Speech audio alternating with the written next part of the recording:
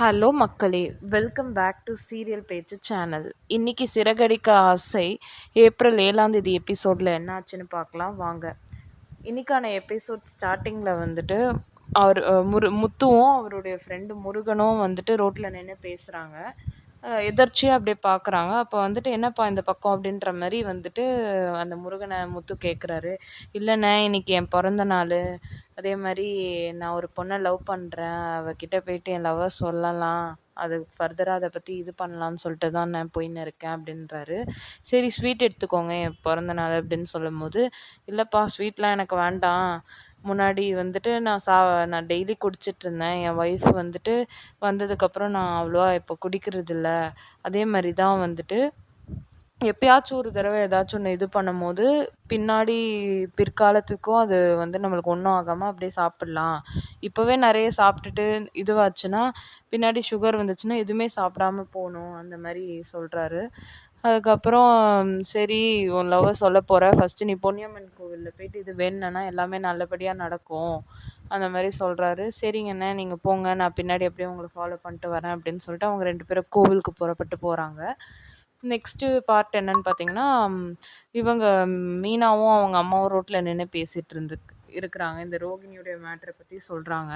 இந்த மாதிரி ரோகிணி 2 வருஷமாக இந்த வீட்டில் எல்லாமே சொன்னது எல்லாமே பொய்மா அப்படின்ற மாதிரி, என்னடி ஒரு பொண்ணாக இருந்துட்டு இவ்வளோ பொய் சொல்லியிருக்கிறா அப்படின்னு சொல்லும் போது, ஆமாம் மாமா மட்டும்தான் இதுவு வேற ஒரு மாமான்ற மாதிரி இது பண்ணா, இப்போ வந்துட்டு அவ பணக்காரியும் இல்ல, எதுவுமே கிடையாது, எல்லாமே சொன்னது எல்லாமே பொய் அப்படின்ற மாதிரி அவங்க அம்மாக்கிட்ட சொல்கிறாங்க. அவங்க அம்மாவும் நான் உங்கள் மாமியார் அப்படியே ஆடி இருப்பாங்களே அப்படின்ற மாதிரி சொல்கிறாங்க. ஆமாங்க, ஆமாம்மா அவங்க என்ன சும்மாவை விட்டு வைப்பாங்க அப்படின்னு சொன்னோடனே, ஸ்ருதியாச்சு பணக்கார வீட்டு பொண்ணா இல்லை அவளும் ஏன் இது பண்ணுறாளான்ற மாதிரி கேட்டாங்க. இல்லை இல்லைம்மா அவள் நிஜமாலே பணக்கார வீட்டு பொண்ணு தான், அவ ஸ்ருதி வந்துட்டு ரொம்பவே நல்ல பொண்ணு, பணக்காரங்களாக இருந்தாலுமே அந்த குணத்தோடு வந்துட்டு ஹெல்ப் பண்ணுறது, என்னை நிறைய கேர் பண்ணுறது அந்த மாதிரி சொல்லுவாங்க. என்கிட்ட காசு இல்லை, ஆர்டர் ஏதாச்சும் பண்ணும்போது காசு இல்லைனாலும் அவங்க கொடுத்து ஹெல்ப் பண்ணுவாங்கம்மா, அவங்க ரொம்பவே நல்லவங்க அப்படின்ற மாதிரி மீனா சொல்லிகிட்ருக்குறாங்க. ஆமாம்மா நாங்கள் வீட்டுக்கு வந்தாலுமே நல்லபடியாக மரியாதை கொடுத்து வந்து பேசுவாங்க அப்படின்ற மாதிரி சொல்கிறாங்க. அதுக்கப்புறம் சீதா எங்கம்மா அப்படின்னு மீனா கேட்குறாங்க. உள்ள அவள் ஃப்ரெண்டு யார்கிட்டயோ பேசிகிட்ருக்கா அப்படின்னு சொன்னோடனே, சரி நான் போயிட்டு சீதாவை பார்க்குறேம்மா அப்படின்னு உள்ளே போகிறாங்க. அப்போ சீதாவும் அந்த போலீஸ் இன்ஸ்பெக்டர் டிராஃபிக் போலீஸும் நின்று பேசிகிட்ருக்குறாங்க. இந்த மாதிரி என்ன சீதா நான் உன்கிட்ட சொல்லியிருந்தேனே நான் உன்னை லவ் பண்ணுறேன்னு, என்ன முடிவு பண்ணியிருக்க சொல்லு சொல்லு, நெக்ஸ்ட் லெவலுக்கு நம்ம எடுத்துகிட்டு போகலாம், நானும் என் அம்மாக்கிட்ட சொல்லுவேன், நீயும் வந்துட்டு உன் குடும்பத்தில் சொல்லு அப்படின்னு சொல்லும்போது, நீங்கள் ஏன் இங்கே வந்தீங்க, நீங்கள் கிளம்புங்க, யாராச்சும் பார்த்தா பிரச்சனை ஆகிடும், நான் அப்புறமா சொல்கிறேன் அப்படின்னு சொல்லிட்டு ஏன் இவ்வளோ அவசரப்படுறீங்க அப்படின்னு சொல்லிட்டு சொல்கிறாங்க. உங்கள் டிராஃபிக் போலீஸ் புத்தியை வந்து காட்டுறீங்க பார்த்தீங்களா, எவ்வளோ சீக்கிரமாக ரொம்ப அர்ஜென்ட் பண்ணுறீங்க அப்படின்ற மாதிரி சொல்கிறாங்க. நான் வந்துட்டு என் அக்கா மாமாக்கெலாம் தெரிஞ்சால் அவ்வளோதான் அப்படின்னு சொல்லிட்டு சீதா சொல்கிறாங்க. ஏன் நான் வேணா வந்து பேசுகிறேன் அப்படின்னு சொல்லிட்டு அந்த போலீஸ் இன்ஸ்பெக்டர் சொல்கிறாரு. நீங்கள் வந்து பேசுனீங்கன்னா உடனே என்னை கல்யாணம் பண்ணி வச்சுருவாங்க அப்படின்ற மாதிரி பேசிகிட்ருக்குறாங்க. கரெக்டாக அந்த சீதாவும் அந்த டிராஃபிக் போலீஸும் பேசுகிறத மீனா பார்க்கக்கூடாதுன்றதுக்காக அவங்க உள்ளே வரும்போது ஒருத்தராக வந்துட்டு மீனாவை இன்டரப்ட் பண்ணிகிட்ருக்காங்க. ஃபஸ்ட்டு அந்த கோவில் குருக்கள் வந்துட்டு, என்னம்மா ரொம்ப நாளாக ஆளே காணோம் அப்படின்ற மாதிரி கேட்குறாரு. இல்லை சாமி, இந்த மாதிரி டெய்லி வந்துட்டு வேலை இருக்குது, அதுக்கப்புறம் அந்த டெக்கரேஷன் ஆர்டர்லாம் எடுத்துருக்கிறதுனால டைம் சரியாக போகுது அப்படின்ற மாதிரி அவங்க சொல்கிறாங்க மீனா. அதுக்கப்புறம் அவர்கிட்ட இருந்து பேசி திரும்ப சீதாவை பார்க்கலான்னு போகும்போது இன்னொரு பொம்பளை வந்துட்டு, என்னம்மா இது எப்படி இருக்க மீனா அப்படின்னு கேட்டுட்டு அவங்க பேசின்னு இருக்கிறாங்க. கடைசியில் கொஞ்ச நேரத்துலேயே சீதா நீங்கள் கிளம்புங்க கிளம்புங்கன்னு சொன்னோடனே அவர் இன்ஸ்பெக்டர் கிளம்பி போயிட்டாரு. ஒரு வழியாக வந்துட்டு மீனாவை வந்துட்டு அவங்க சீதாவையும் அந்த போலீஸ் இன்ஸ்பெக்டர் பேசுகிறதையும் பார்க்கல. அதுக்கப்புறம் கரெக்டாக சீதா என்னக்கா இங்கே வந்திருக்க அப்படின்னு கேட்கும்போது, நீ என்னடி இந்த பக்கம் அப்படின்னு கேட்கும்போது, இல்லை என் ஃப்ரெண்டு ஒருத்தி வந்திருந்தா, அவகிட்ட பேசிகிட்டு இருந்தேன் அப்படின்னு சொல்லிட்டு சொல்கிறாங்க. சரின்னு இவங்க 2 பேரும் கிளம்பி கோவில்லேருந்து வெளியில் வரும்போது, முத்துவும் இவரும் அந்த முருகன்ற அவருடைய ஃப்ரெண்டும் வந்துட்டு கோவிலுக்கு வராங்க. அப்போ இந்த இன்ஸ்பெக்டர் வெளில போகிறாரு.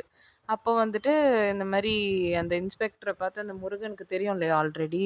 ஆனாலும் அவங்க 2 பேரும் பேசுறாங்க. "என்னங்க இந்த பக்கம்?" அப்படின்னு சொல்லும்போது, இல்லைங்க என் லவ் சொல்ல தான் வந்தேன்." அப்படின்ற மாரி அந்த முருகன் "இன்னுமா சொல்லல? சீக்கிரமா சொல்லுங்க." அப்படின்ற மாரி சொல்றாரு. "உங்க லவ் எப்படி ஒர்க் அவுட் ஆயிடுச்சா?" அதெல்லாம் ஆயிடுச்சு." அப்படின்ற மாரி அந்த இன்ஸ்பெக்டர் சொல்லிட்டு கிளம்புறாரு. அப்போ அந்த முத்து வந்துட்டு முத்து கிட்ட போயிட்டு அவர் ஃப்ரெண்டு முருகன் சொல்றாரு, "இவரு என் ஃப்ரெண்டு தான்." அப்படின்ற மாரி சொல்லும்போது, இவரு முத்து ஒரு மாரி பார்க்குறாரு.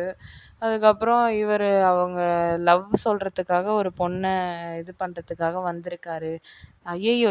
இவனெல்லாம் யாரு லவ் பண்றா? அந்த பொண்ணு பாவம். இவனுடைய கேரக்டர பார்த்தே ஓடி போயிடும் அப்படின்ற மாரி சொல்றாங்க.